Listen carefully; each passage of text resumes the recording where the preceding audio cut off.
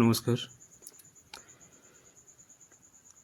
একজন ভাই আবদার করেছিল যে ওদের স্কুলের ক্লাস 10-এর ফিজিক্যাল সায়েন্সের কোশ্চেন পেপারটা সলভ করে দিতে হবে। ক্লাস 10 মাধ্যমিক দেবে আর কি। দেখা যাক কত কী হয়। প্রথম প্রশ্ন এমসিকিউ আছে, এসটিপিতে 11.2 লিটার অক্সিজেন গ্যাসের ভর কত? আচ্ছা, 1 মোল অর্থাৎ 1 অণু অক্সিজেন এর ভর কত?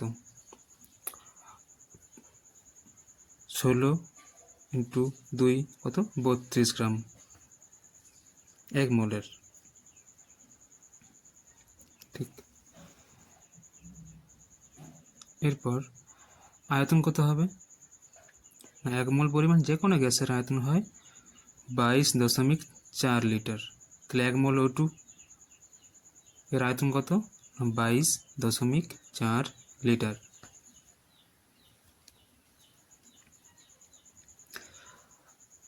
ঠিক আছে, এখান থেকে কী পাবো না 22.4 লিটার, হ্যাঁ এসটিপিতে অবশ্যই 22.4 লিটার অক্সিজেন এর ভর 32 গ্রাম। আমাদের চেয়েছে 11.2 লিটার।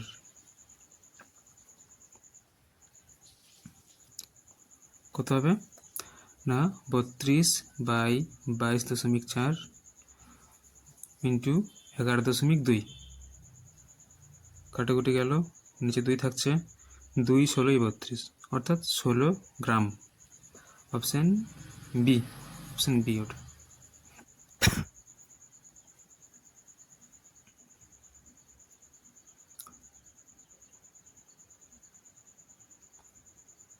নেক্সট,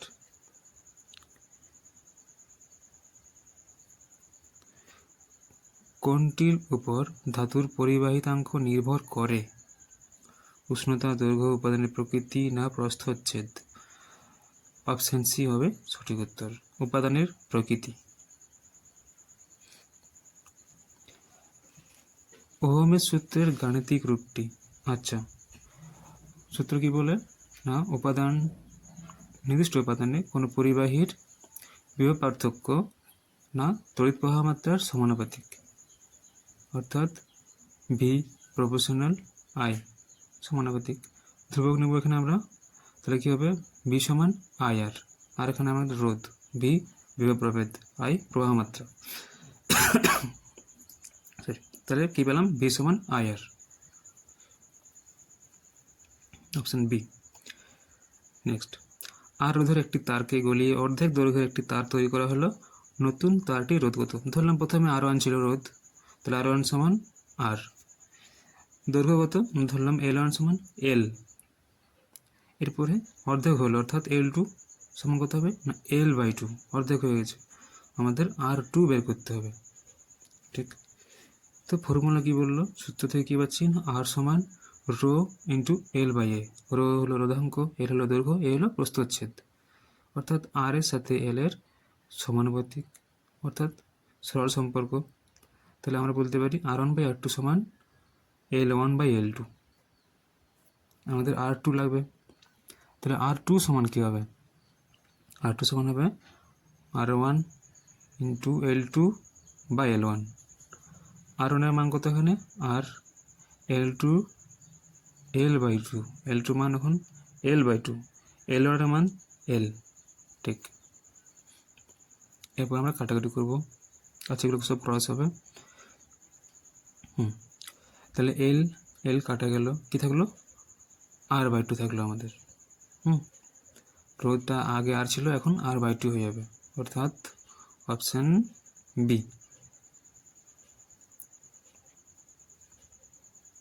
নেক্সট, নিচের কোনটি মৃদু তড়িৎ বিশ্লেষ্য? H2SO4, NaCl, HNO3 না CH3COH?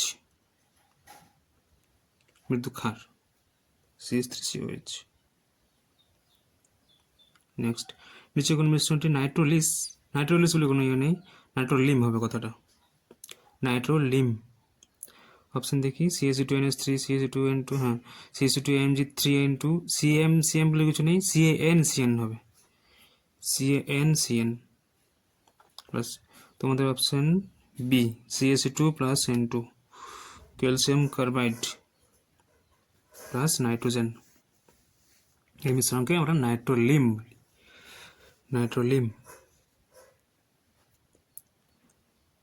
নেক্সট ম্যাগনেসিয়াম সংকর ধাতু। ম্যাগনেসিয়াম তো ধাতু নিচে সংকর কেন হবে?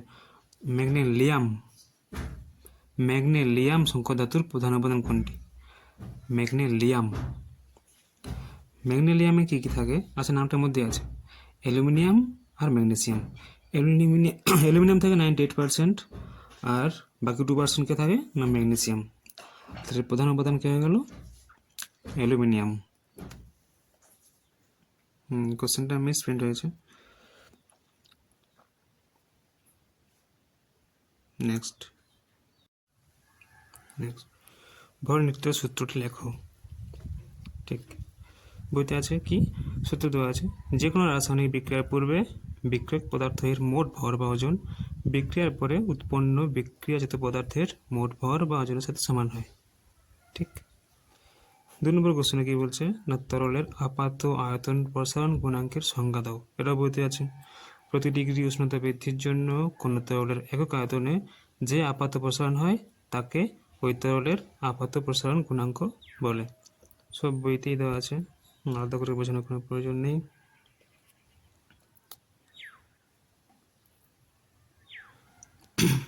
এরপরে আলফা, বিটা ও গামা এর মধ্যে সম্পর্কটি লেখো। তা আলফা কি হলো? আলফা যদি আমাদের দৈর্ঘ্য প্রসারণ গুণাঙ্ক হয়, বিটা আমাদের ক্ষেত্র প্রসারণ গুণাঙ্ক, আর গামা আয়তন প্রসারণ গুণাঙ্ক। এদের মধ্যে আমাদের সম্পর্ক বলতে হবে। ঠিক, তাহলে এবার প্রথমে উল্লেখ করে দিই আলফা সমান কি না দৈর্ঘ্য প্রসারণ গুণাঙ্ক, বিটা অর্থাৎ ক্ষেত্র প্রসারণ গুণাঙ্ক,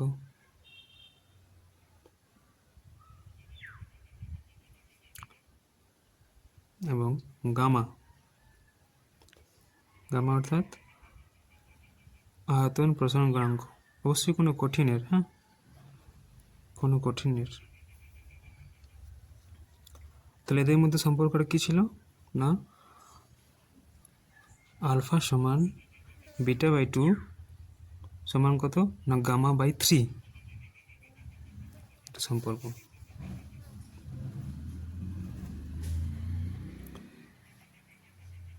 নেক্সট, আন্তর্জাতিক নিয়মানুসারে গৃহস্থ বর্তনীর লাইভ তারের বর্ণ কি? অথবা 3-পিন প্লাগের মোটা ও লম্বা পেন্ডের নাম কি? আচ্ছা, তাহলে আমরা প্রথমে কোথায় যাব না সেই প্লাগে যাব। 3টে ডট থাকে, 3টে ছিদ্র থাকে, উপরটা মোটা থাকে। ওকে আমরা কি বলি না আর্থিং। তাহলে একটা উত্তর পেয়ে গেলাম, মোটা লম্বা পিনটা আর্থিং। ডান দিকে থাকে না লাইভ তার, ওটা আর্থিং তার, এটা লাইভ তার যুক্ত থাকে। আর বাঁ দিকে থাকে নিউট্রাল তার। ঠিক, এরপরে একটা শর্ট ট্রিক আছে বর্ণগুলো জানার জন্য। লাইভের সবার শেষে কি আছে না ভ আছে। তাহলে এমন একটা বর্ণ বলবো যার পরে লাস্টে কি থাকবে না ভয়ের পর কি হয় ম হয়। তাহলে এমন একটা বর্ণ হবে যার শেষ অক্ষরটা ম থাকবে আর কি। লাইভের শেষে ভ রয়েছে, তাহলে বর্ণটা শেষে যেন ম থাকে। কোথায় না বাদামিতে। বুঝে গেছে শর্ট ট্রিক। এরপরে সেম টু সেম নিউট্রালও একটা ট্রিক আছে।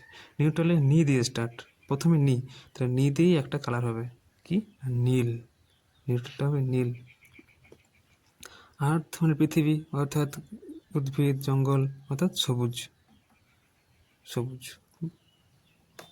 হালকা সবুজ বা হলুদ আর কি। ঠিক, তাহলে এখানে আমাদের লাইভ তারে কী বর্ণ হয়ে গেল না বাদামি। এরপরে ওইটা তো একটুকুই করলাম, 3-পিন প্লাগের মোটা ও লম্বা পিনটা যেটা উপরে থাকছে কি নাম আর্থিং, উপরে আর্থিং।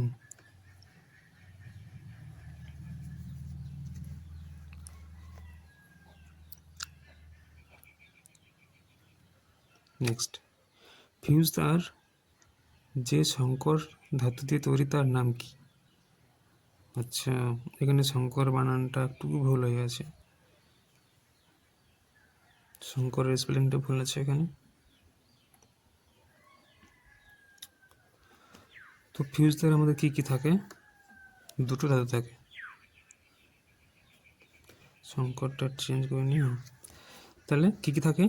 টিন ও সীসা। টিন ও সীসা দিয়ে আমাদের ফিউজ তার তৈরি হয়।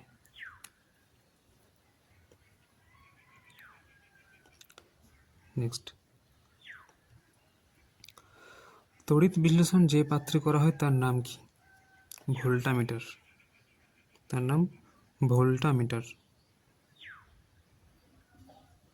ভোল্টামিটার পাত্রে আমরা রেখে ক্যাথোড অ্যানোড রেখে তড়িৎ বিশ্লেষণ করি। তো একটা নাম আছে ওর, কি?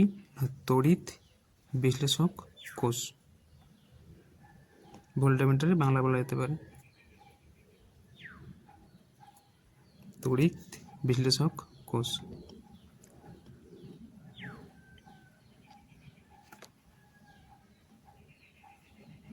নেক্সট, NH3 এর জলীয় দ্রবণ অ্যাসিড ধর্মী, সত্য না মিথ্যা?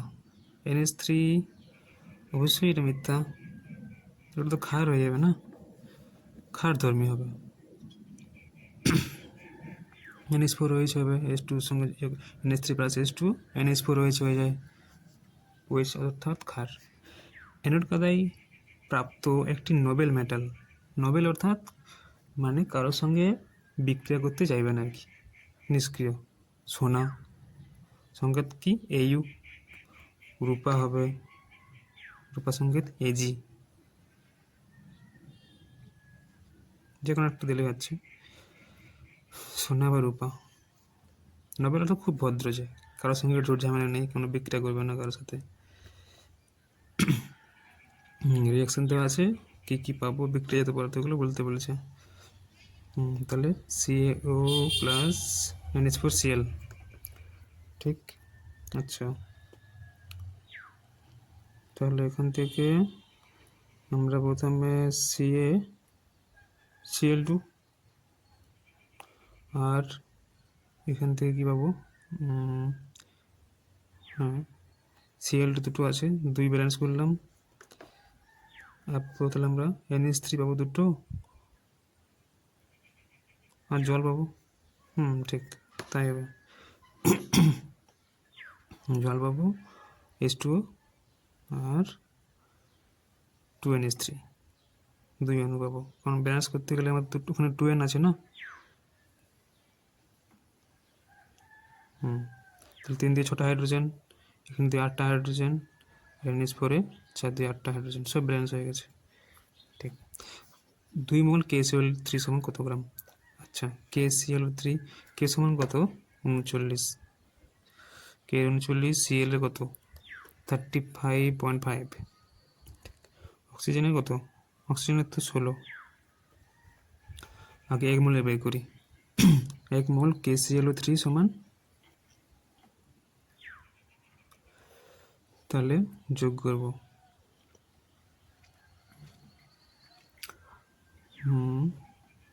তাহলে প্রথমে পটাশিয়াম একটা আছে অর্থাৎ 39, প্লাস ক্লোরিনও একটা আছে 35.5, প্লাস অক্সিজেন 3টে আছে অর্থাৎ 3 × 16, ঠিক। 39 প্লাস 35.5 প্লাস 3 16 48, 48 হয়ে গেছে। যোগ করলে কী পাবো? 0.5, 9 5 14 8 22, তাহলে 2 3 5 3 8 4 12, 122.5 গ্রাম 1 মোল।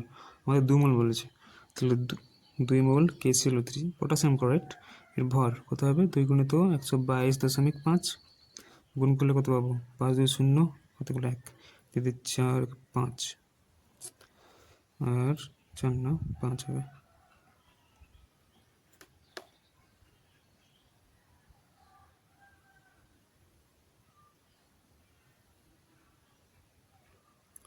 পাঁচ আর 12 দিয়ে 24, 245। তাহলে 2 মোল পটাশিয়াম ক্লোরাইডের ভর 245 গ্রাম, ঠিক। Zn এর প্রধান নাগরিক কোনটি? Zn এর প্রধান আকরিক জিঙ্ক ব্লেন্ড সংকেত ZnS।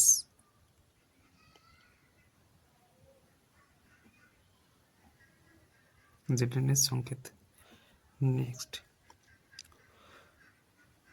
ফেনাবাসন পদ্ধতি কোন আকরিকের জন্য ব্যবহৃত হয়? ফেনাবাসনটা মূলত সালফাইড জাতীয় আকরিকের জন্য, সালফাইড যুক্ত যেসব আকরিক রয়েছে তাদের জন্য আর কি।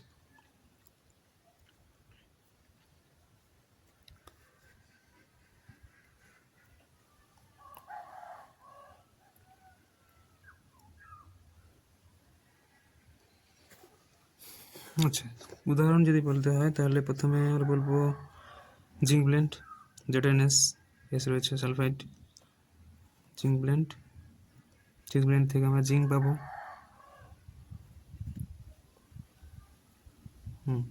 আর একটা কপার পাইরাইটিস হবে, ওটাও হবে CuFeS2, কপার পাইরাইটিস। এখান থেকে আমরা তামা পাবো, কপার।